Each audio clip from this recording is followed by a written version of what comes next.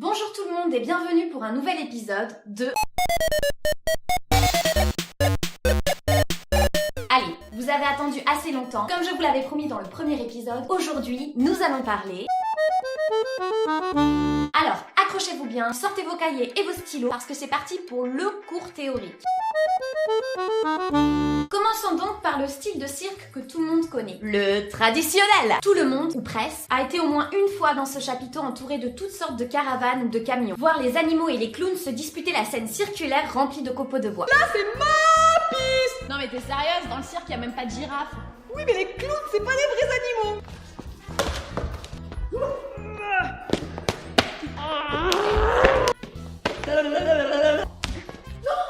Putain, ma queue! Le cirque traditionnel impressionne, fait rêver, balance des étoiles dans les yeux du public. Ce qui compte, c'est la technique. Envoyer les trucs les plus balèzes et les plus impressionnants, et tout ça sans filet aucun. Ces artistes sont de grands malades. Tu te transformes en otarie, T'attrapes par les trous de nez. colonne à 10, je mange un chat. Je meurs sur ça. Ça, c'est hyper impressionnant. Et là, je me mets un doigt dans l'œil et on équilibre sur l'autre. Tu montes sur tes pieds. Un aéroplane qui arrive et qui se pose délicatement sur ta tête. Paf! Grand écart. Propulsion dans les étoiles intergalactiques stellaires de l'espace. Triple vrille. Salto. Full. Back. Flip. What peak.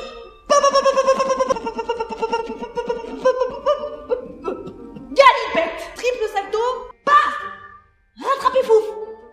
Le traditionnel se joue presque toujours sous chapiteau et présente un enchaînement de numéros, tous indépendants des uns des autres. Il n'y a donc pas d'histoire générale. C'est dans les années 70 que le cirque nouveau fut son apparition. On commençait à réfléchir à une mise en scène, un sujet de spectacle, un personnage. Le cirque ne se veut plus seulement impressionnant, mais aspire à faire voyager son public à travers une histoire, un univers. Pour ce faire, on s'appuie sur la mise en scène, les costumes, les lumières, afin de servir la dramaturgie du spectacle. Non mais là c'est la vieillesse, tu vois, faut que tu représentes l'âge, la sagesse. Ouais, plus de tremblements, c'est ça, ouais. Je pense que si t'attrapes ton nez et que tu tournes ton pied, on peut représenter le Big Bang. Soit de l'eau, pense eau. Le feu, c'est à vous. Tu es une mouche dans le désert. Et alors à ce moment-là, tu peux tomber du plafond. La boulangerie est prise d'assaut. Je veux que tu sois un super-héros, mais tu peux plus sauver personne parce que la population n'est faite plus que de vieux et que tu as peur des vieux. Des tons de bleu, une atmosphère un peu à l'odeur de fraise. L'explication que je donne le plus souvent, qui est aussi la plus simplifiée, c'est que c'est comme aller voir une pièce de théâtre dans laquelle on trouverait les spécialités du cirque, de la danse, de la musique, de la peinture, du tricot, tout ce qu'on veut quoi. J'ai pas mis mes lunettes. C'est mieux, voilà. Le public reste de tout âge et de tout horizon. Ainsi, la recherche artistique prend sa place sous les étoiles du chapiteau. Et des théâtres, des coins de rue, des bars, à peu près partout où ça rentre. Enfin, nous en arrivons au cirque contemporain, le mot qui fait un peu peur. Et si tu nous brodais un truc, je sais pas, esprit cirque contemporain?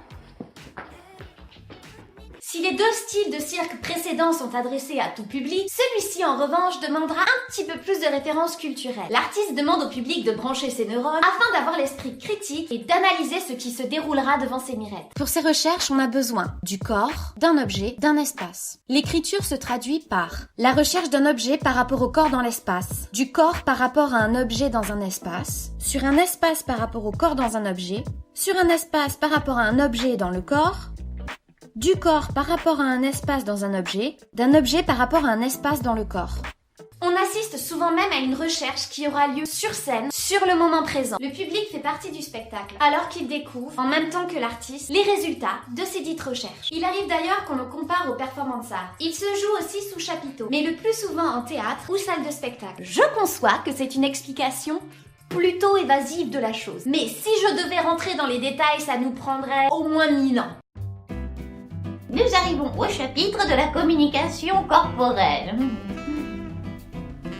J'ai conscience qu'on n'a pas forcément tous la même définition de ces styles de cirque. En l'occurrence, celles-ci ne tiennent qu'à moi, à ce que j'ai pu apprendre et comprendre au fil des années passées dans cet univers merveilleux qu'est celui du spectacle vivant. Et voilà, on arrive à la fin de cet épisode. Si vous avez des questions, n'hésitez pas à les poser, c'est dans la rubrique des commentaires juste en bas. Si vous avez aimé, laissez-moi un petit pouce bleu, ça fait toujours plaisir. Pour les petits curieux, le lien de mon site internet est présent dans la description. Si vous voulez vous abonner, comme d'habitude, c'est sur ce bouton-là, celui qui clignote Tout est dit et je n'ai plus qu'à vous donner rendez-vous pour le prochain épisode. Et en attendant, à ciao ragazzi!